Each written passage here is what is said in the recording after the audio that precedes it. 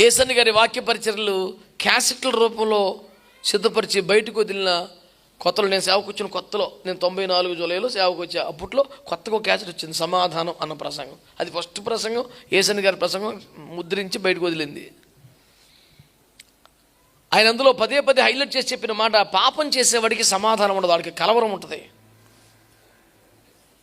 వేసవకాలం ఎండలకి తాళలేక ఒక మిద్దె మీద యేసయ్య గారు ఉన్నప్పుడు ఓ పిల్లోడికి ₹1 ₹2 ఇచ్చి అక్కడ ఐస్ అమ్ముతున్నారా కొనుక్కురారా అని పంపించారంట. డబ్బాలో ఐసులు అమ్ముతారు కదండి, రకరకాల రంగులు వేసి.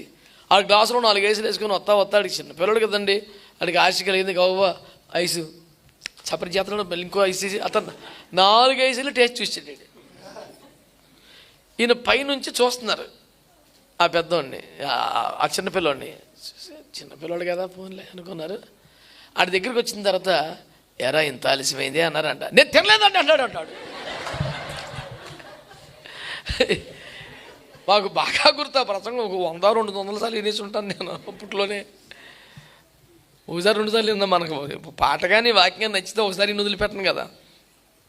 కొత్తగా ఏదైనా పాట వచ్చితే అది మంచిగా అనిపించింది అనుకోండి, ఆత్మీయంగా ఉందనుకోండి, ఉపదేశానుసారంగా ఉందనుకోండి, సంగీత ప్రమాణాలకు ఇంకా ఉందనుకోండి, ఇంకా అది చెవిలో ఇంకా తుప్పట్టేయాలి.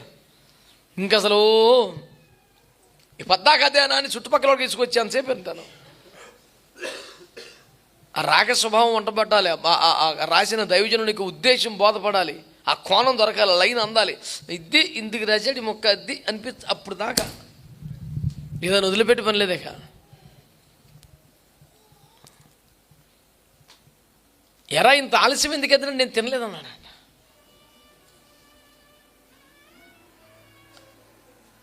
ఇంత మంచి సంగతి ఎప్పుడు నేర్చుకున్నావమ్మా. దేవునికి స్తోత్రం కలుగును గాక.